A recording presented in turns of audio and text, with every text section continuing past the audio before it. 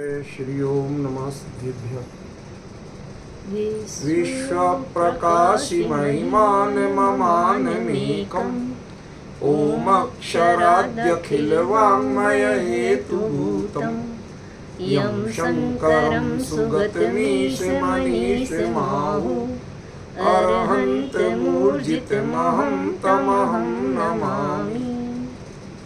यह आचार्य योगिंद्र देव द्वारा विरचित अमृताशीति नामक महान आध्यात्मिक ग्रंथ राज है। इसमें तीसरा छंद अपना चल रहा है। धर्मादयो हि हित हेतुतया प्रसिद्धा धर्माधनं धनताई हित वस्तु सिद्धि बुद्ध्वेति मुग्ध हितकारी विधेहि पुण्यं पुण्यैर्विना नहि भवन्ति समीहितार्था। ही क्योंकि धर्मादया धर्म अर्थ काम आदि जो पुरुषार्थ कहे गए हैं वो हित हेतु तया इस जीव के हित के हेतु के रूप में प्रसिद्धा लोक में प्रसिद्ध हैं। धर्मात् धनम धर्म से धन की प्राप्ति है, धनताई हित वस्तु सिद्धि और धन से मनोवांछित पदार्थ की सिद्धि होती है। अब इनका शब्द अर्थ कुछ और है, असल अर्थ कुछ और है, वो हम कह चुके, इसलिए इतने शब्द जो अभी बोल रहा हूँ इसको पकड़ के कोई बहस ना करे। यदि किसी को इस पर आपत्ति लगती है तो वो पिछली चर्चा सुने पूरी, तब उसके बाद में इस पर कोई बात करे। बुद्धवेति इति बुद्धवा, ऐसा समझने के बाद मुग्ध अरे भोले प्राणी हितकारी पुण्यम विधेहि, तुम हितकारी पुण्य को अनुष्ठित करो। अब इसकी चर्चा अपनी कल पर्याप्त चल चुकी है, ज़्यादा रिपीट नहीं करना चाहता, लेकिन अगली चर्चा इससे ही लिंक्ड है, इसलिए इसको हमें बातचीत में लेना तो पड़ेगा। हितकारी पुण्य को करो, यहाँ पुण्य एक वचन है और अगली पंक्ति में पुण्य ही बिना वो बहुवचन। इसके अंतर को तो हमें पहचानना पड़ेगा। और दूसरा विधेहि, अनुष्ठित करो, इसका मतलब आज तक तुमने अनुष्ठित नहीं किया। कषाय की मंदता एक अलग चीज है, धर्मायतनों में जाकर के धर्म के कार्य करना वो एक अलग चीज है, लेकिन परिणामों को पवित्र करना एक अलग चीज है। कषाय की मंदता यदि धर्म हो तो या पुण्य हो तो हम बहुत बड़े धोखे में। कोई व्यक्ति को किसी को मारने का बहुत मंद भाव, तो मंद कषाय हुई कि तीव्र हुई, तो मंदी। मौका लग गया तो निपटा देंगे, नहीं तो कोई बात नहीं, चलता रहे। हाँ, तीव्रता का मतलब तेजी नहीं है। तो वो मैं इसको जिंदा नहीं छोड़ूंगा, ऐसी नहीं है। तो वो जो मंदता का भाव है वो कितना पुण्य है, पाप है, समझ रहे? तो कषाय की मंदता ये कोई जीवन की उपलब्धि नहीं। ऐसे ही हमारे भावों का राग का विषय देवगुरु धर्मादि होना, ये भी कोई जीवन की बड़ी उपलब्धि नहीं है। क्यों नहीं है? कि किसी को मंदिर से राग इसलिए है कि कहीं ना कहीं धन की प्राप्ति हो जाती है, विषय भोग की प्राप्ति हो जाती है, और पता नहीं क्या क्या तिकड़ में कर लेते हैं। तो सबको क्या कहा जाए? मेरा प्रश्न समझ में आ रहा है कि नहीं? क्या कहा जाए उसे? हमें इस पर विचारना पड़ेगा, बिना विचारे काम नहीं चलेगा। विषय तो वही है, जगह वही है, लेकिन आपके अंदर में उसके प्रति भाव कैसे हैं? किसी को बहुत आसक्ति है मंदिर की, क्यों?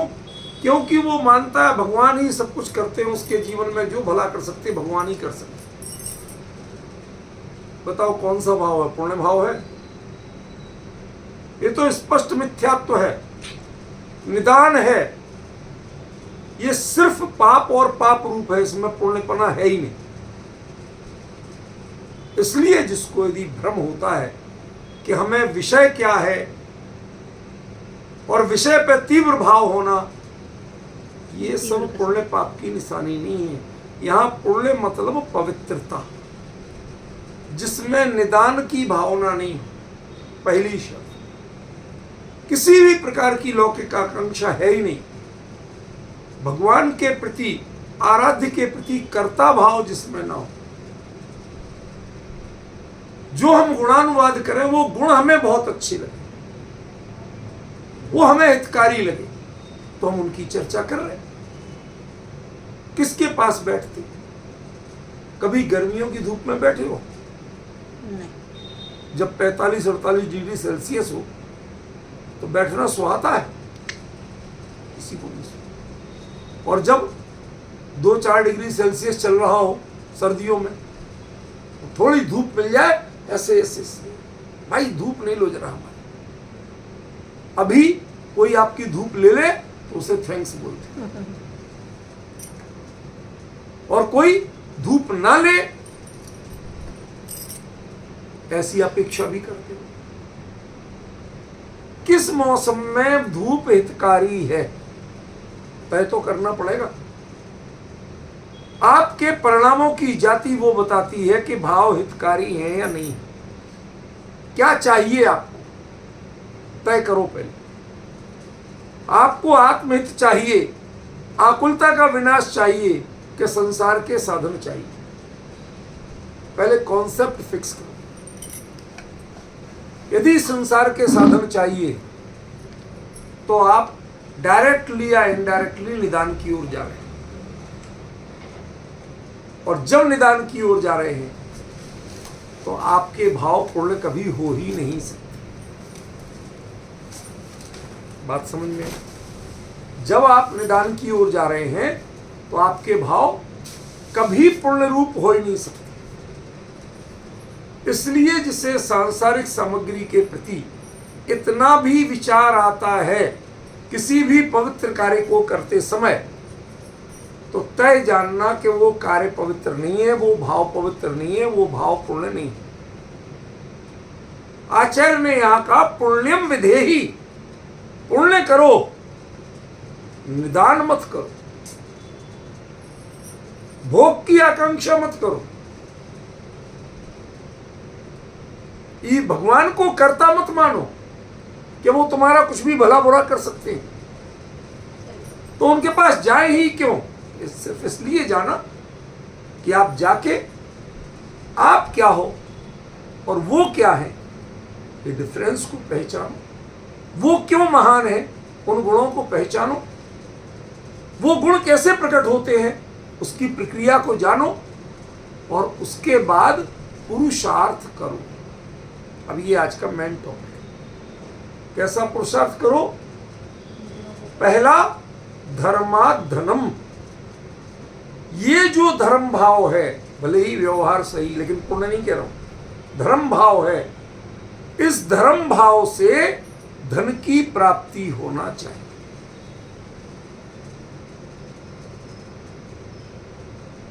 हमारे लौकिक कवियों ने लिखा, गोधन गजधन वाजिधन और रतन धन खान, और जब आवे संतोष धन तो सब धन धूल समान।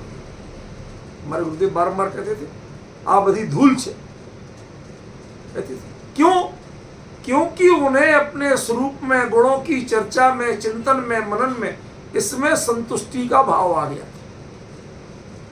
जिसको स्वयं में संतुष्टि का भाव नहीं है और पर से आकर्षण है किसी भी रूप में, तो तय जानना उसके धन की प्राप्ति नहीं है, वो नितांत निर्धन है। चौराहे पे, ये लौकिक दृष्टांत है, आपने सुना होगा, कोई नया नहीं दे रहा हूं, लेकिन प्रकरण वश तो दे रहा हूं। चौराहे पे एक भिखारी, बाबूजी 2-4 पैसे मिल जाए। आजकल स्टैंडर्ड बदल गया है, स्टैंडर्ड नहीं बदला, पैसे की कीमत बदल गई। 2-4 पैसे जो कोई दे दे, चलो 2 पैसे दो दे के बताओ, विजय जी 2 पैसे का सिक्का है आपके पास? गल्ला खोल के देखना, कह रहे 5 पैसे का तो है, 2 पैसे का नहीं।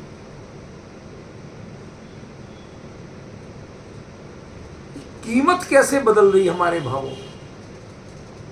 पहले लोग कहते थे कि मंगल कलश बनाना तो उसमें 1.25 रुपए डालना, 1 रुपया और 1 चवन्नी, और वो चवन्नी गायब हो गई, मार्केट में ढूंढे नहीं मिलती है।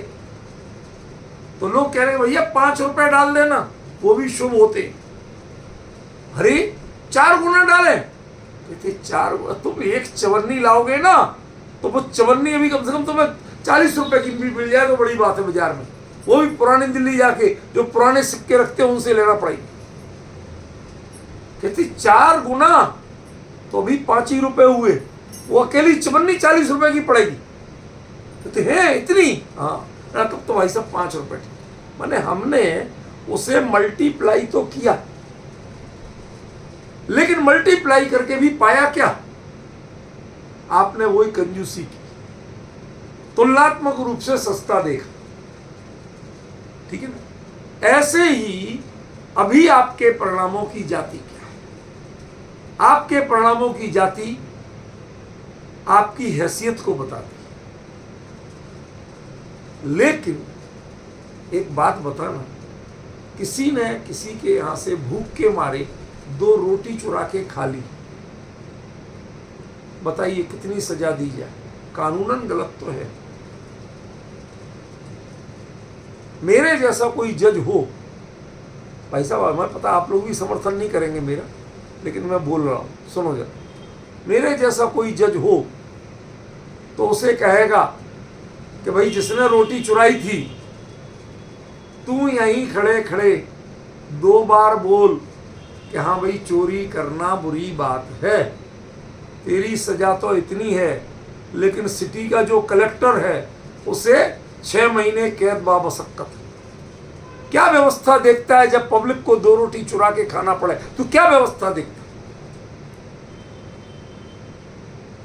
केंद्र से राज्यों से इतना धन आता है तेरे लिए, उसके बावजूद प्रजा यदि भूखी मरती है, रोटी चुराने की नौबत है, तो उसका असली दोषी तो तू।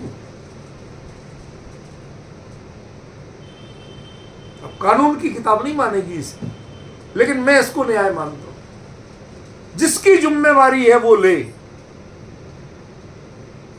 तो आप बताइए कि यदि किसी ने 2 रोटी चुरा के खा ली, किसी का पेट भरा, क्या तुम कोर्ट कचहरी करने जाते हो, कहोगे कि नहीं कहोगे। लेकिन किसी ने आपके 2 लाख रुपए चुरा लिए, 2 करोड़ रुपए चुरा लिए, साइबर फ्रॉड कर दिया, तो क्या कहोगे, भाई साहब इसका केस दर्ज कराओ, अप्रोच लगाओ, इसको कहीं से भी पकड़वाओ, किस खाते में गए, वो खाता का सारा कुछ गड़बड़ करके। ये चीज क्या बताती है आप। यदि अपराध में मात्रा घटती है, बढ़ती है, तो भाई बड़ा अपराधी है कि नहीं, पक्की बात। तो कोई भगवान से 2 जून की रोटी मांगता है और कोई 2000 करोड़ का घपला मांगता है, तो बताओ कौन बड़ा भिखारी है, कौन बड़ा पापी है। देह की आवश्यकता की पूर्ति के लिए राग के भाव होना एक अलग बात है, उसके लिए किसी से रोटी मांगना एक अलग बात है, लेकिन 3 लोक के नाथ वीतरागी परमात्मा से संसार के भोग और उन भोगों की पूर्ति के लिए धन आदि मांगना, ये बहुत बड़ा अपराध है।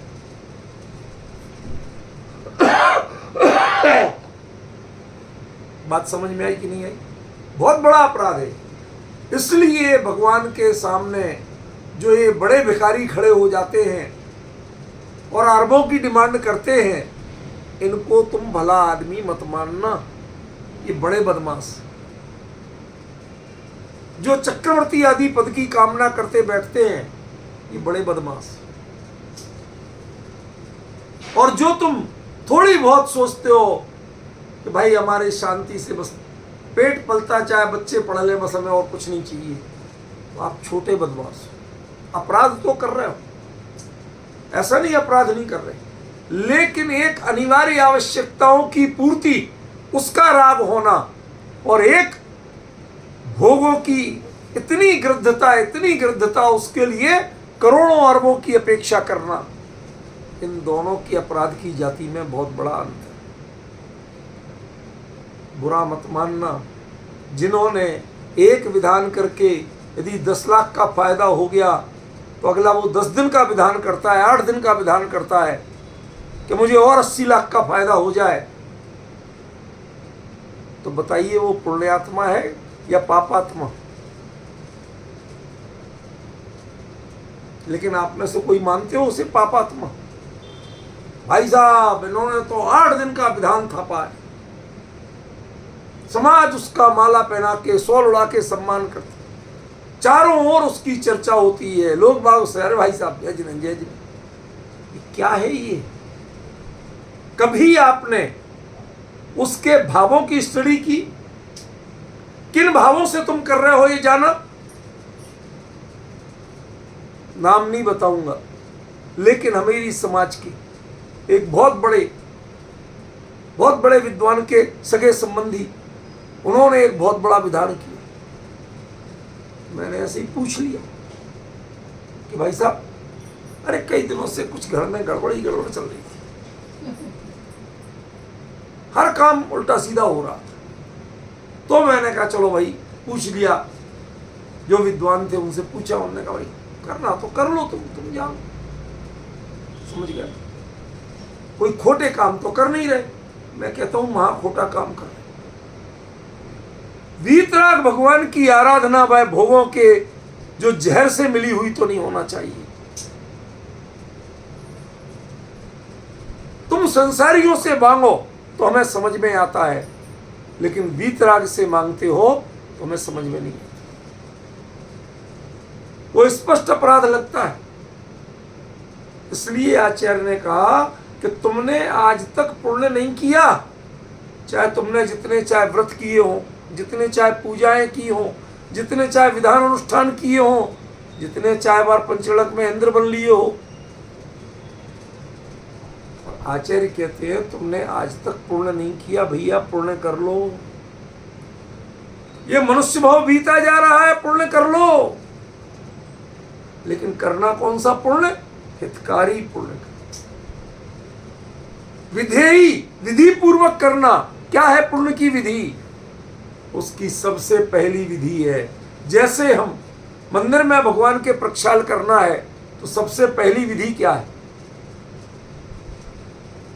कोई बताएगा विजय जी? पहली विधि क्या है? कि नहा धो के जाना, बिना नहाए मत जाना। जो पुराना मैल चढ़ा हुआ है, अपवित्रता चढ़ी हुई है, वो उतार के जाना। संसार में निदान से बड़ी अपवित्रता दूसरी नहीं। तो हम किसी प्रकार के सांसारिक अभिप्राय की आकांक्षा नहीं रखेंगे। ये समझ लेना आपने नहा धो लिया। समझ गए? अब दूसरी चीज कि शुद्ध वस्त्र पहन के जाना। तुम अपनी जीन्स शर्ट में प्रक्षाल करने खड़े मत हो जाना। अब इसको भावों में घटाओ। बाहर में तो आपने दृष्टांत दे लिया, पर जैसे वहां नहाना था, यहां निदान घटाना था। अब यहां क्या कि जो गुणानुवाद करो वो अत्यंत प्रीति पूर्वक करना। तुम्हें कुछ नहीं मिलेगा, शब्द ध्यान देना, कुछ नहीं मिलेगा तो भी निभाना कि नहीं निभाना। अरे हमारे तो भगवान वीतरागी, ये तो कुछ देते ही नहीं। अब इनका काय को? आज हमारे बहुत सारे लोग, आपके परिवार के बच्चे, वो अन्य मतियों के यहाँ पूजते हैं, वो एक लॉजिक देते हैं कि आपके भगवान तो वीतरागी है, वो तो कुछ देते ही नहीं है और मुझे तो चाहिए। तो जो देते हैं, हम तो पढ़े लिखे समझदार हैं, जो रागी हैं उनके पास जाते, वीतरागी तो देते नहीं, तो वीतरागी पास जाए क्यों? विजय जी, अगली पीढ़ी के लिए कोई उत्तर है आपके पास? क्या समझाओगे और कैसे समझाओगे? असल में ये जो समस्या है इसकी जड़ कहीं और है कि आपने पूजा विधि धर्म विधि को निदान से रहित किया ही नहीं। जिस दिन हम किसी से याचना करना छोड़ देंगे, अपेक्षा करना छोड़ देंगे, उस दिन से आप पुण्य के क्षेत्र में प्रवेश करेंगे। उस दिन से आपको भगवान दिखेंगे, उसके पहले तो भगवान दिखेंगे ही नहीं। जो भी दिखता है उससे एक ही आकांक्षा होती है। जैसे भोगी जीव के लिए जो भी दिखता है उससे भोग की आकांक्षा होती है, ऐसे इस कामी जीव की, काम माने काम वासना नहीं, काम माने काम पुरुषार्थ, जो कुछ चाहिए, तो वो चाहिए वाले जीव के लिए एक ही वासना होती है, भाई साहब हमें मिलेगा क्या, पैसा मेरा कितना ही खर्च हो जाए, लेकिन अभी चवन्नी जाएगी तो 4000 आएगा कि नहीं आएगा ये बता दो बस। यदि तुम्हारे भगवान 4000 देते हो तो हमें चवन्नी खर्च करने में कोई ऐतराज नहीं। ये जो बिजनेस है ना, ये बिजनेस ने आज तक तुम्हारे लिए भगवान को, धर्म अनुष्ठान को करने लायक नहीं छोड़ा। अछूत हो तुम, अछूत।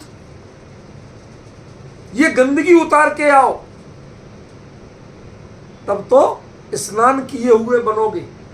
और दूसरा, शुद्ध वस्त्र कब होंगे? कि जब उसके बावजूद तुम्हें पहले से ज्यादा मन रमना चाहिए भगवान की भक्ति।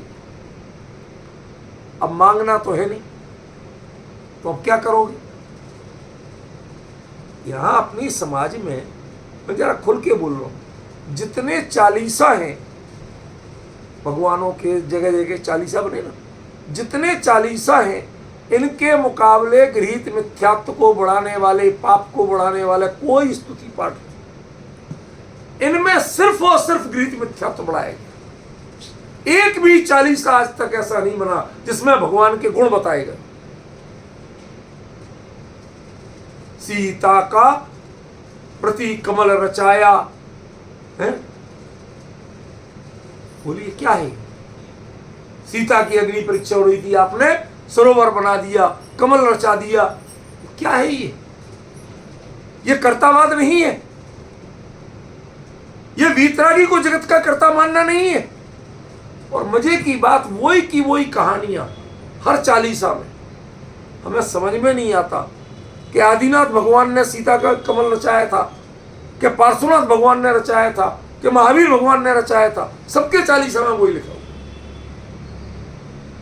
इससे सिद्ध होता है कि तुम्हें भगवानों से कोई लेना देना नहीं, भगवान के स्वरूप को तुमने जाना नहीं है, उनकी हिस्टोरिकल स्टडी भी तुम्हारे पास नहीं है कि कौन कब हुए थे, सोमा सती कब हुई थी और आदिनाथ कब हुए थे। आदिनाथ के चालीसा में लिखा सोमा को ऐसा किया है? नाग को हार बनाया, मुझे तो ज्यादा याद नहीं है, कभी कभार कान में पड़ जाते हैं मंदिर में जो लोग ग्रीक में त्याती पढ़ रहे होते हैं। अरे सब चालीसाओं में यही लिखा हुआ है। शांतिनाथ पूजन में तो कदाचित होगा, ज्यादातर पूजनों में ऐसा नहीं है, लेकिन चालीसाओं में सिर्फ और सिर्फ ये भरा पड़ा है, दूसरी बातें ही नहीं। आप जितने चाहे चालीसा ले आओ, यही की यही बातें मिलेंगी सब में।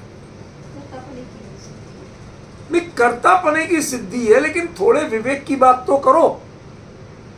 जो जिसके बाद में हुआ उसको तो चलो भाई, तुम पहले हो गए थे, भगवान तुमने कर दिया होगा। एक भले ही हमारे भगवान वितरण करते नहीं, लेकिन कोई लॉजिक तो ढूंढो। जब मैं जीवित हूं, मेरे सामने कोई बात हुई तो उसका आरोप मेरे ऊपर लगा सकते। अब मेरे देहावसान के 1000 साल बाद कोई बात हो रही, उसका कर्ता मैं कहां से हो जाऊंगा? एक कॉमन सेंस की बात है कि नहीं? उनमें किसी में विचार नहीं किया। सीता कब हुई थी? राम कब हुए थे? मुनिश्रोतनाथ भगवान के। मुनिश्रोतनाथ भगवान कौन से थे? 20वें तीर्थंकर थे कि नहीं थे? थे। चलो, तो 20वें तीर्थंकर के बाद में या उनके काल में ये बात कही जाए मुनि सूरनाथ भगवान के चालीसा में कहा जाए तो कम से कम हिस्टोरिकल तो ठीक लगेगा, लेकिन आदिनाथ भगवान के काल में कहा जाए, महावीर भगवान के काल में कहा जाए, तो वो तो सीता प्रति कमल तो पहले रचा जा चुका था। अब महावीर ने क्या रचाया था? वो तो जब महावीर थे ही नहीं। डिफरेंस समझ रहे? कुछ विवेक का पालन नहीं है, कोई सोचने को तैयार नहीं, दिमाग में भरा जा रहा है भगवान वीतरागी भगवान करता है, वीतरागी भगवान तुम्हारा भला बुरा करते हैं। नहीं, जब भला बुरा करते हैं तो ये तो राग द्वेष की निशानी है, तो वीतरागी कहां से हुई? तो जब ये गंदगी छूटी तो पहला काम, अब हमें सफेद या केसरिया धोती दुपट्टा बिना सिले सादा कपड़े पहनने में अच्छा लगा। वो अभी घटना हुई, हमने जो मंदिर में विधान किया था ना, तो हमारी यूनिवर्सिटी का रजिस्ट्रार है, वो मेरा थोड़ा मित्र सा है, मैंने ऐसी सहज भले में कह दी, हमने कि आओ भाई हमें देख पर नजदीक से देखना है, तो हमने कि आपको 6 बजे आना, शुद्ध वस्त्र पहनना पड़ेगा। अब विश्वास नहीं करोगे, ये लोग तो अन्यमति है। उनने कहा सब गंडे, हमने सब गंडे ताबीज जो कुछ मैं उतार के अलग रखो, घड़ी भी नहीं पहन सकते, अंगूठी भी सब रख दो। मैंने अलमारी में रख दी। हमने कि पूरे में पानी डालो, गीले टॉवल से बदन पोंछो, धोई दुपट्टा पहनो, आओ हम बिठाएंगे तुम्हें। वो बैठा, वो कहता भाई साहब मुझे क्या होगा क्या नहीं, मुझे कुछ नहीं चाहिए, लेकिन इतना आनंद आ रहा है, मैं पहली बार ऐसे सूती धोती दुपट्टा पहन के किसी अनुष्ठान में बैठा हूं, जो विधान की पंक्तियां इतनी अच्छी अच्छी पढ़ रहा हूं, इतना मंत्र मुग्ध था। सामग्री चलाना उसे पता नहीं था कि अक्षत क्या कहलाती। मैं एक एक चीज बताता जा रहा, और वो चला इतना प्रमोद। मैंने कहा ये दूसरी लेवल आया कि आपके मन में प्रमोद का भाव तो आए।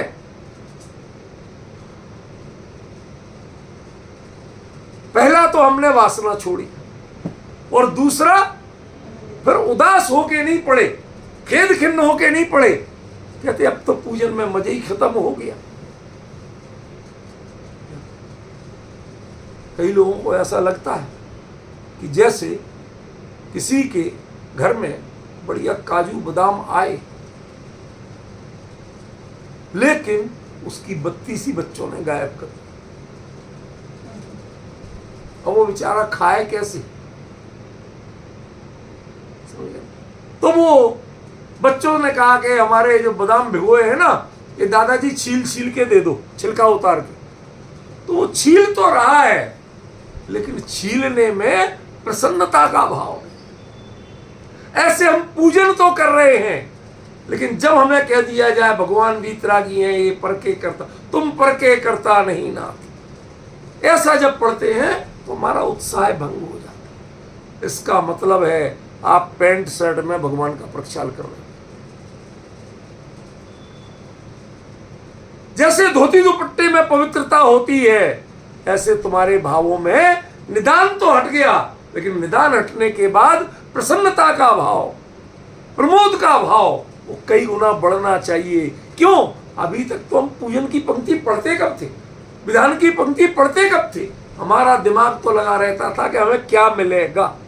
अब वो मिलने की आशा छूटी तो पढ़ना शुरू किया। जब पढ़ना शुरू किया, अरे इतनी गजब की बात, तब आनंद लेना शुरू किया। ये अब आपने धोती दुपट्टा पहन ली, समझ गया?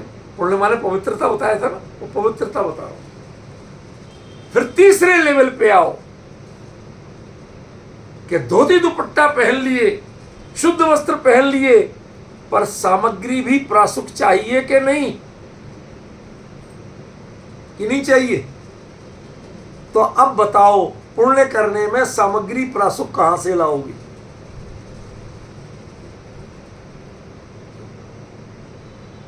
जो तत्व ज्ञान की बातें हैं उसमें उपयोग रमे, उनमें जिज्ञासा का भाव बढ़े। ये क्यों कहा, इससे मेरा हित कैसे होगा, उसमें अपना हित ढूंढने लगे तो सामग्री प्रासुक होगी। यदि आपने अपना हित नहीं ढूंढा तो भाई साहब जब तक खुद को नहीं जोड़ोगे तब तक आपकी एकाग्रता बनेगी ही नहीं। समझ गए? पहले अपने को जोड़ना शुरू करो, ये मेरे लिए हितकारी है। यहां कहा ना, हितकारी विधेयी पुण्यम। हे जीव, तुम हितकारी पुण्य को करना तो अनुष्ठित करना है, अनुष्ठान करना है। अनुष्ठान का सबसे पहला पक्ष क्या है कि पहले नहाओ, शुद्ध वस्त्र पहनो, फिर शुद्ध प्राशुद्ध द्रव्य लो। तो नहाना क्या है? निदान का भाव छोड़ा। शुद्ध वस्त्र पहनना क्या है? उसके बावजूद प्रसन्न चित्त होके लगे, खेद खिन्न होके नहीं लगे। और तीसरा कि उसमें अपना हित ढूंढ रहे हैं कि अब मेरा पैसा चाहिए नहीं, स्त्री पुत्र कुटुंब परिवार चाहिए नहीं, पद चाहिए नहीं। उसके बाद अब हित ढूंढो कि किसमें हित है कि मेरे मन में जो संसार के काम क्रोध आदि भरे होते हैं वो दूर कैसे हों, इनसे मेरा हित साधन कैसे हो, मैं ज्ञायक भगवान को कैसे समझूं। ये जब चिंतन चलेगा तो हितकारी विधेयी पुण्यम। निदान हटाओ, प्रसन्नता लाओ और अपने हित का अन्वेषण करो। ये तीन चीजें हैं हितकारी पुण्य की पहचान। यदि आपको रंच मात्र भी निदान की भावना है तो आपका हितकारी पुण्य नहीं है। यदि करते हुए प्रमोद नहीं है, प्रसन्नता नहीं है, अंदर से इतना प्रमोद, इतना अच्छा लग रहा कि भाई साहब मजा आ गया, तो तब तक समझना हितकारी पुण्य नहीं है। और यदि उसमें वास्तव में अपना हित नहीं पहचान पा रहे हो, बस लोगों ने कहा, सब कर रहे थे, पंडित जी ने कह दिया, हम भी कर रहे, तो वो हितकारी पुण्य नहीं है। ठीक है ना? स्नान शुद्धि, देह शुद्धि, वस्त्र शुद्धि, द्रव्य शुद्धि, ये तीन करके जब अपने अंतरंग पुरुषार्थ की ओर बढ़ोगे तो असल में भाव शुद्धि होगी। ये 4 लेवल का असली पुरुषार्थ बताया। ऐसा पुण्य, ऐसा हितकारी पुण्य तुम करो। लेकिन यहां तक पुण्य एक वचन था। क्यों? हमने विधानों को, पूजाओं को बांट दिया। कैसे बांट दिया? पारसनाथ जिनेश्वर पूजो रविव्रत के दिन माही। बाकी दिन में पूज लोगे तो भगवान रूठ जाएंगे क्या? कुछ बिगाड़ देंगे क्या? ये जो हमने भगवानों को बांटा, विधानों को बांटा, साहब सिद्ध चक्र का पाठ किया तो बहुत खुशी है, और सामान्य देव शास्त्र गुरु पूजन करके चले गए। कभी हमें आकार प्रकार बड़ा अच्छा लगता, भाव बड़े अच्छे नहीं लगते, संसाधन बड़े अच्छे लगते, तो तय जानना कि अभी आपने, वो आपकी सारी क्रियाएं एक वचन में हैं। क्या कर रहे? भाई साहब पुण्य कर रहे, दान दे रहे, पुण्य कर रहे, आहार दान दे रहे, पुण्य कर रहे, स्वाध्याय कर रहे, पुण्य कर रहे, पूजा प्रक्षाल कर रहे, पुण्य कर रहे, चिंतन मनन ध्यान कर रहे, पुण्य कर रहे। समझ गए? यहां तक सब पुण्य एक वचन है। इन जनरल जिसमें बाहरी चीजें, बाहरी आलम्बन जुड़े हुए हैं, तब तक पुण्य एक वचन है। मुकेश जी भाई साहब बहुत गंभीरता से सुन लेना, ये बात आपने बहुत सही पॉइंट पे आके अपना ऑन किया है, ध्यान से सुनना। जितना जब तक संसाधनों की, बाहरी विकल्पों तक की पवित्रता पर ध्यान है, तब तक पुण्य एक वचन रखना। जो कुछ भी हो रहा भाई साहब, बस मैं अपने हित के लिए कर रहा हूं और कुछ। इन बातों में तो मुझे मेरा ही हित भाषित होता है।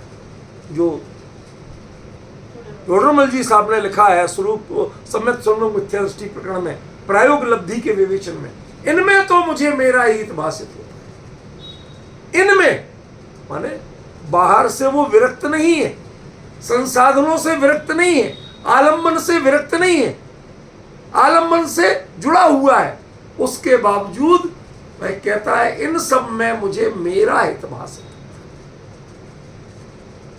समझ गए? अब देखो इसके बाद में ये एक वचन बहुवचन कैसे बनते हैं। मुनिराज को आहार दान देना एक वचन है कि नहीं? मुनिराज को आहार दान देते समय जितने दोष होते हैं उनसे बच के देना। अब क्या होगा एक वचन के बहुवचन? मेरा प्रश्न समझ में आया कि नहीं आया? भाई साहब विजय जी, प्रश्न समझ में आ रहा कि नहीं आ रहा? जो कुछ भी साधनों के आलंबन से आप कर रहे हो वहां तक पूर्ण एक वचन है, लेकिन जब अपने परिणामों में जो घटित हो रहा है उन परिणामों का शोधन कर रहे हो तो पूर्ण बहुवचन हो। फिर एक एक चीज पे आपको ध्यान देना पड़ेगा। मुनिराज के लिए अटपहरा घी ले आए, ताजा बना आटा ले आए, सब कुछ कर लिया, लेकिन क्या आपने जहां आग जलाई उसका शोधन किया? वहां कोई जीव ना हो इस पर विचार किया? बताइए। जिस परात में आपने आटा गूंथा, गूंथने के बाद कितनी देर तक रखा था? कच्चे पानी से गूंथा था कि प्रासुक जल से गूंथा था? कुछ विवेक रखा?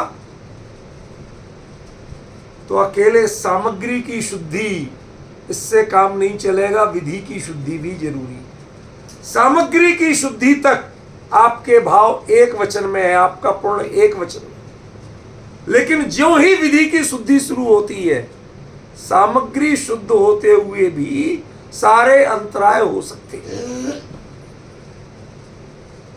कि नहीं हो सकते? सामग्री सब शुद्ध है, अब अंतराय हो सकते कि नहीं हो सकते? हो सकते हैं। बाल निकल आए, कोई छींक दे, खांस दे, बच्चा रोने लगे, बहुत से कारण हैं। तो अब आपको एक एक चीज पे ध्यान देना पड़ेगा कि हमने साधन तो सब सही जुटा लिए, उसके बावजूद मेरी प्रक्रिया में कहीं कोई दोष ना हो जाए। अब डिफरेंस पकड़ में आ रहा कि नहीं आ रहा? यहां पर आपको बहुवचन करना पड़ेगा, हर पॉइंट पे, हर मोड़ पे ध्यान देना पड़ेगा। अब किसी एक से काम नहीं चलेगा कि चल जाएगा। बच्चों पे भी ध्यान देना, कोई इधर पे डिस्टर्ब करने नहीं आ जाए, महाराज जी का आहार निर्विघ्न हो जाए। क्यों? एक मिले महाराज हमें, वो कहते हमें तो गरम गरम फुलके उतर रहे हो तवा से, तो वो ही हमें गरम गरम पसंद है, ठंडे पसंद है। हमने कहा महाराज जी, मुनि धर्म में आहार लेते समय आग जलना और गरम फुलके की इच्छा करना, ये दोनों मुनि धर्म के आहारचर्या के प्रति अतिचार नहीं, अनाचार है। इसका प्रायश्चित होता है, इसका प्रतिक्रमण नहीं होता है। हमने की हाँ। अरे हमने कहा तुम क्या हो क्या नहीं हो भूल जाओ, पर अभी जिस पद पे हो उसकी कुछ मर्यादा तो सीखो। समझ में आया? हमने विधान किया, पूजन किया, अनुष्ठान किया, क्या उसको अनुष्ठित करना जाना? अनुष्ठान शब्द लिख रहा हूं, जरा ध्यान देना, गौर करना।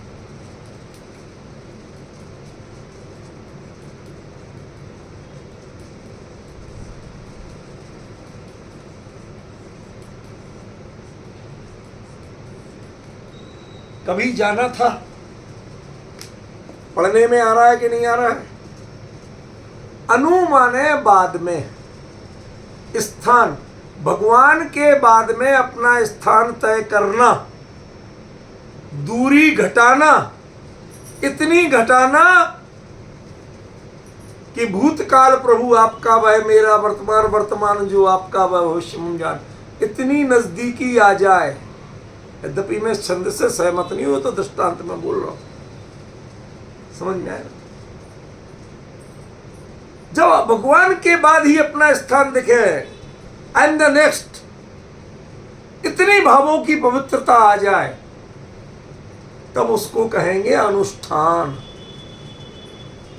विजय जी कभी पता था अनुष्ठान माने क्या होता है?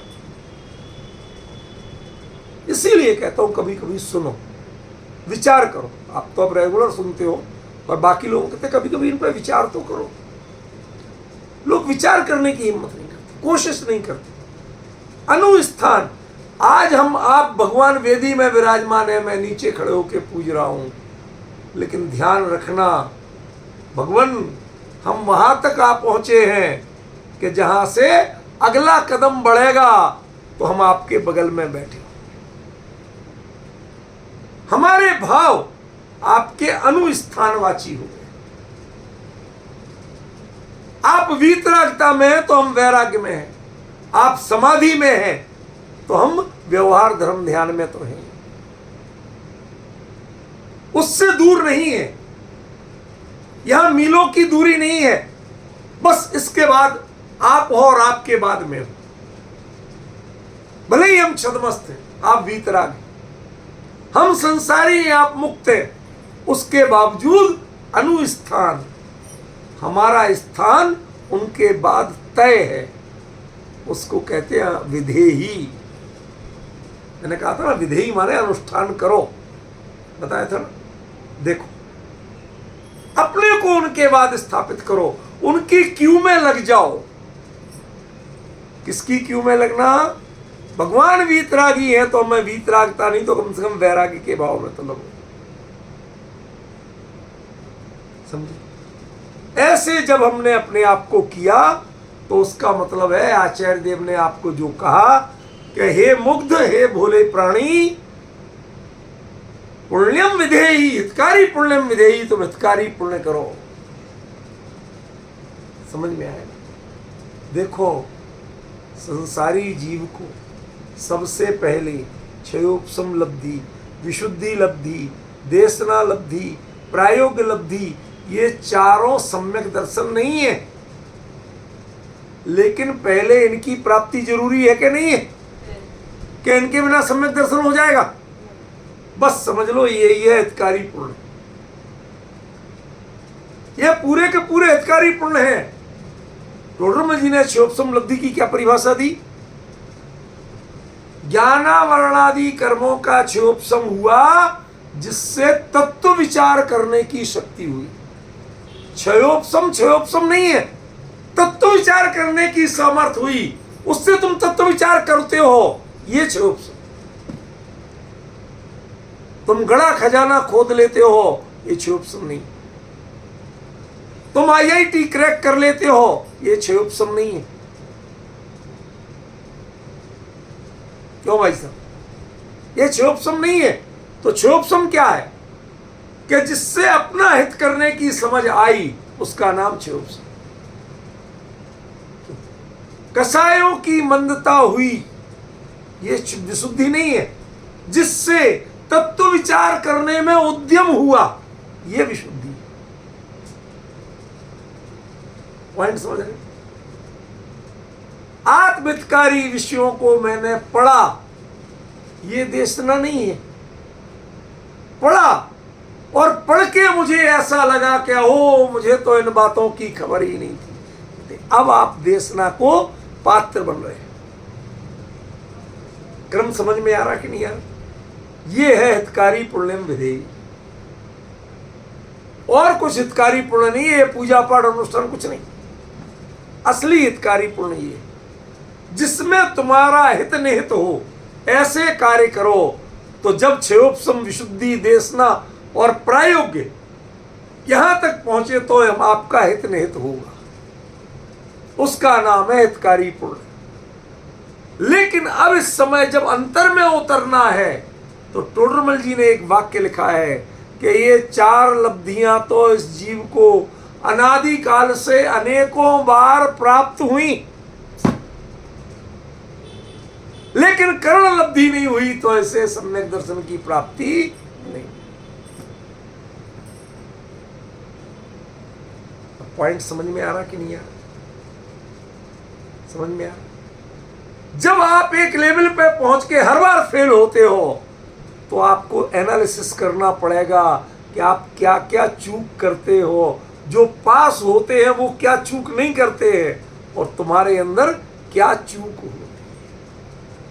जब एक एक चूक का निरीक्षण करोगे, परीक्षण करोगे, सुधार करना चाहोगे, तो वही पुण्य का भाव जो साधनों पर आश्रित था, साधना के क्षेत्र में आके वो बहुवचन बन जाता है। साधनों पर आश्रित है वो एक वचन है, और साधना के क्षेत्र में बहुवचन बन जाता है। पुण्य विना नहीं भवंती समीहिता।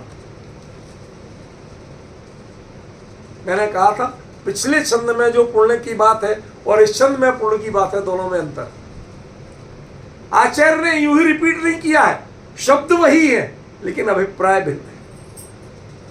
अब मैं अभी थोड़ा सा समय बचा है, इस पंक्ति पे आपको क्लियर करना चाहता हूं कैसे इस पुण्य को पहचानूं। किस पुण्य के बिना तुम्हारा समीहितार्थ माने आकुलता रहित सुख नहीं मिलेगा, उसको पहचान। बारीकी से स्टडी करना सीखो। सच बताओ, स्वाध्याय करते विजय जी भाई साहब कितने साल हो गए? 10, 20, 25, 50 साल हो गए ना?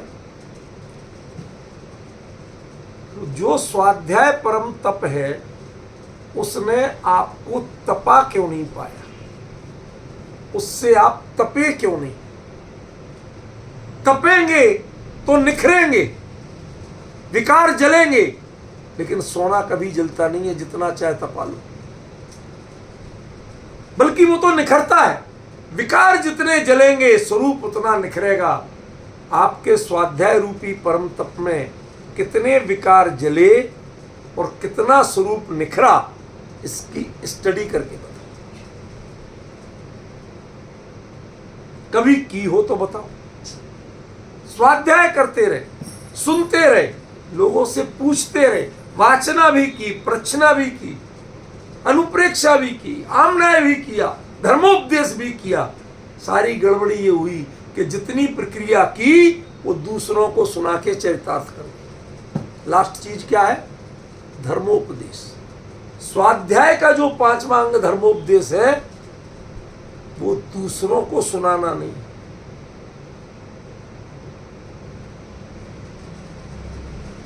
जब गलती निकलने के बाद, पूरी बात समझने के बाद स्वयं को समझाओ, कहां अटका रहता था तू? समझ में आया कहां अटका हुआ था? ये तेरी भूल थी, तेरा सही मार्ग तो ये था। अब समझ में आया। इति बुद्ध्वा, आ गई ना वही बात? अब समझ में आया जी। तो ये असल में धर्मोपदेश जो है, वो जो धर्म था ना, जो समझा तुमने, आज सारे पंडित दुनिया को समझाते हैं। यहां कहते खुद को समझाओ, खुद को उस देशना के समीप बिठाओ। देश, देशना और उप माने समीप। भगवान के वचन जो हैं, वस्तु का स्वरूप जो है, उसका कितना दृढ़ विश्वास है आपको? हम क्रमबद्ध की चर्चा बहुत करते हैं, सच बताओ कितने लोगों को विश्वास है? यदि भरोसा है तो आशंकाएं क्यों होती? भय व्याप्त क्यों होता है? कार्य में चिंता क्यों होती है? इसका मतलब है क्रमबद्ध को हमने पढ़ा है, सुना है, समझा है, समझाया है, पर धर्मोपदेश नहीं किया। अभी खुद को हम उससे कन्विंस नहीं कर पाए। एक एक प्रणति को कन्विंस करो। कोई मर रहा है, होता स्वयं जगत परिणाम, मैं जग का करता क्या। कोई जी रहा है, होता स्वयं जगत परिणाम, मैं जग का करता क्या काम। घर में बच्चा हुआ तो थाली बजना कांसी की और मिठाई बटना किस बात की? जो होना था वो हुआ, उसमें तू क्यों नाच रहा? और कोई मर गया जो चेहरे पे तोरी लटकी हुई है। तो पूछा, विजय जी आप हंस रहे हो, सही कह रहे, तोरी लटकी हुई, वो भी धार वाली। दिल्ली साइड झींगा तोरी बोलती है ना उसको, जिसमें गरारियां ऐसी बनी होती है, वो चिकनी नहीं होती, समझ गया। ऐसे ही हमारे चेहरे पे कितनी झुर्रियां पड़ जाती। अरे साहब बहुत चिंतित है, बहुत परेशान, फला जी चले गए, हमारा उनसे इतना लगाव था, मुझे तो वो इतना चाहते थे। अरे भाई, जिस द्रव्य का जिस क्षेत्र में, जिस काल में, जिस रूप प्रणमन तय था वो हुआ, तू हाय हाय क्यों मचा? समझ में आ रहा है? ये क्रमबद्ध का कौन सा श्रद्धान किया आपने? अरे कम से कम श्रद्धान के लेवल पे तो सही रहो, चारित मोह बस लेसना संयम बना रहे। लेकिन एक चीज ध्यान रखना, बड़ा कठोर शब्द बोल रहा हूं, सम्यक दृष्टि अविरति हो सकता है, आवारा नहीं हो सकता।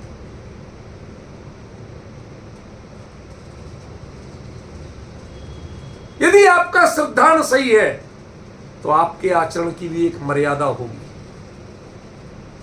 अविरति होगे, लेकिन उससे आवारा नहीं कहा जा सकता। पॉइंट समझे कि नहीं? इसी प्रकार यहां विचार करना, जिस तत्व ज्ञान को आपने पाया उस तत्व ज्ञान को कितना अपनाया, कहां कहां तो आप अपना लेते हो और कहां कहां आप विचलित हो जाते हो, उनको ढूंढो, एक एक परिणाम को पहचानो और जहां जहां कमी दिखे उसे ठीक करो। आजकल चाइनीज लाइटें आ गई, पहले इंडियन लाइटें वो होल्डर में एक एक बल्ब लगा देते थे ना, वही थी। चाइनीज लाइटों में एक बल्ब फ्यूज हो जाए तो पूरी लाइट से नहीं जलती, पूरी लड़ी नहीं जलती, बेकार है, कूड़े में फेंक दो, कोई रिपेयर ही नहीं होता। हमारे यहाँ यदि एक बल्ब फ्यूज हो जाए तो बाकी सारे बल्ब जलते थे, तो पता तो चलता था कौन सा फ्यूज है। विजय जी, आपने तो ये काम किए होंगे, अपनी उम्र में ये सब काम किए होंगे, क्यों? कौन सा फ्यूज है ये पता चलता था तो सबसे पहले बाजार से जाके 4 बल्ब लाके फ्यूज बल्ब बदलते थे। जो जो फ्यूज मिलेगा, जहां करंट की सप्लाई नहीं मिलेगी उसे हम बदलेंगे। जो जो परिणाम आपके वीतराग शासन के विपरीत फ्यूज मिलेंगे, कितने परिणामों को बदला आपने, किन किन की समीक्षा की आपने, आपकी लड़ी चाइनीज लड़ी क्यों बनी हुई है, जिसका पता ही नहीं चलता कि कहां फ्यूज हुआ है, कहां करंट डिस्टर्ब हुआ है और कहां हम सुधार करें। बस किन कर्तव्य मूल से खड़े रहते हैं, साधनों पर आश्रित हैं तो पुण्य एक वचन है, जब साधना की समीक्षा होगी तो पुण्य बहुवचन हो।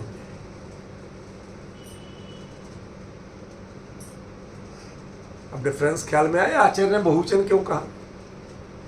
इधर तक एक वचन है पुण्यम, यहां पुण्य ही।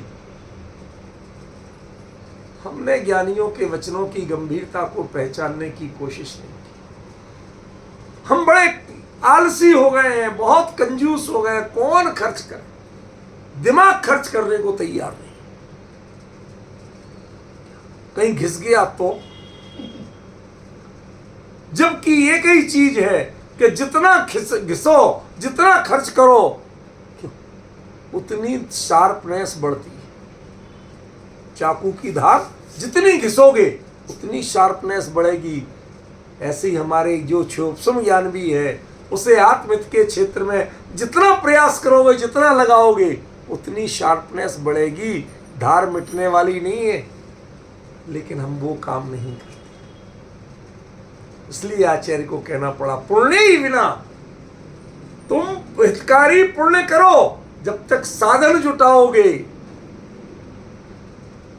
वो साधन मन के भावों तक भी होंगे, जब तक जुटाना पड़ेगा तब तक पुण्य एक वचन है। और जब अनुष्ठित करते समय जहां जहां गड़बड़ी मिलेगी उसे निकालोगे तो पुण्य बहुवचन हो जाए। जब तक पुण्य के एक वचन से बहुवचन की यात्रा आपको पता नहीं है, तब तक आपको समीहित अर्थ मिलने वाले नहीं। ये कहा आचार्य ने। और ये मैं गारंटी से कह रहा हूं, जो रिकॉर्डिंग सुनते हैं उनको समझ में नहीं आएगा। ये विषय एकदम अलग। इसे तो टकटकी बांध के सुनोगे देखते हुए तो शायद पकड़ में आए, शब्दों से पकड़ में नहीं आएगा। क्या कहा? पुण्य को एक वचन से बहुवचन, हितकारी पुण्य को एक वचन से बहुवचन की यात्रा जब करा पाओगे तो आचार्य कहते मेरी गारंटी है कि पुण्य ही विना न ही भवन्ति समीहितार्था। जब तक तुम ऐसा नहीं करोगे, अपने एक एक परिणाम की समीक्षा नहीं करोगे, तब तक तुम्हें अपने हित की निराकुलता की प्राप्ति होने वाली नहीं। जब ऐसा करोगे तभी निराकुलता की प्राप्ति होगी। कितना गजब प्रयोग किया आचार्य ने। हितकारी विदेही पुण्यम एक वचन और पुण्य ही विना ना ही भवन्ति समीहितार्था बहुवचन। इस डिफरेंस को पहचानना सीखो। आचार्य उसी छंद में एक वचन प्रयोग कर रहे हैं, उसी छंद में बहुवचन प्रयोग कर रहे हैं। कहां अंतर किया उन्होंने, क्यों अंतर किया, उस अंतर को नहीं पहचान पाए आप। पुण्य माने दया दान व्रतादि। किसने कह दिया दया दान व्रतादि का नाम पुण्य? यहां आचार्य जो कहना चाहते वो पकड़ो। साधनों तक जब सीमित है तो पुण्य एक वचन है। क्या कर रहे भाई साहब? विधान कर रहे। लेकिन जिस समय अपने परिणामों का समीक्षण करोगे तो उस समय पुण्य बहुवचन हो जाएगा। एक एक का समीक्षण करो, जल से करो। जल का उद्देश्य क्या? सच बता रहा हूं, मैं 95 के आसपास कलकत्ता गया 10 लक्षण में। तो वहां पर अब मैं पहुंचा उत्तम क्षमा धर्म के दिन, क्योंकि मैं रिप्लेसमेंट का आइटम था। जाना किसी और को था, वो गए नहीं, लोगों ने जोर दिया तो किसी तरह छुट्टी लेके मैं चला गया। तो मैं क्षमा धर्म के दिन शाम को पहुंचा। अब कलकत्ता में तो दिल्ली से पौन घंटा कम दिन होता है, जल्दी सूर्यास्त होता है। तो वहां जब तक हम एयरपोर्ट से लौटते समय हमने कि चलो मंदिर पहुंच गए, दर्शन करते हुए घर जाए। तो वहां देखा महाभारत मचा हुआ था। बीच मंदिर में भगवान की वेदी के सामने वहीं कई कुछ बड़े चौधरी लोग खड़े और मतलब संसार के गाली सहस्त्र नाम का उच्चारण हो रहा। मैं तो घबरा गया। मैंने कहा मैं कहाँ आ गया भाई, मैं तो पढ़े लिखे लोगों को बड़े सभ्य शहर में मान रहा था। तो मैंने घर जाके जिनके यहाँ रुका उनसे पूछ लिया। हमने कहा भाई साहब एक बात बताओ, यहाँ क्या विषय लूं? अब वो तो लाला जी थे। तो उन्होंने अपने भाई को फोन किया दिल्ली में, जिन्होंने हमें वहां भेजा था। तो उन्होंने कहा यो कसो पंडित भेज दियो, इसे यो ही पता नहीं है कि क्या ले। तब मैंने अपनी ओर से पूजन के दर्शन और पूजन की विधि ली और उसी 10 दिन की चर्चा के आधार पर नमन और पूजन बुक लिखी गई थी। समझिया? उसमें एक एक चीज को बताया कि जल चढ़ाने का मतलब क्या है। बाहर में चम्मच से जल चढ़ जाएगा, लेकिन अंदर में प्रणति में क्या अंतर देखना, यह है पुण्य का बहुवचन। चम्मच में जल एक वचन है और प्रणति का निरीक्षण बहुवचन है। उससे कितने कितने दोष, जन्म जरा मृत्यु दोष विनाशनाय जलम, 3 तो हो गए ना। और जन्म के दोष मिटाना हंसी खेल है, बुढ़ापे के दोष मिटाना हंसी खेल है, मरण का भय मिटाना हंसी खेल है क्या? अब कितना समीक्षण करना पड़ेगा तो पुण्य बहुवचन होगा। फिर चंदन से, फिर अक्षत से, एक एक चीज से पहचानो। पहचानते पहचानते जब बिल्कुल मन हल्का हो जाए और जयमाला पे आ जाओ, कोई अष्टक नहीं चढ़ाना, किसी का विकल्प नहीं करना, बस भगवान के गुण और मेरे गुण दोनों मस्ती में गा रहे हैं, ये नौबत आ जाए तो समझ लेना कि भवंती समीहितार्था पे आ गया, ना ही भूल जाओ। पुण्य ही भवंती समीहितार्था, ऐसे आ जाओ। बिना और ना ही, दो नेगेटिव हटा दो, एक पॉजिटिव तो हो ही जाएगा ना। ठीक है, ऐसा विचार करें तो आपको समझ में आएगा इस छंद का अर्थ क्या है। ठीक है, विशेष चर्चा कल करेंगे समय।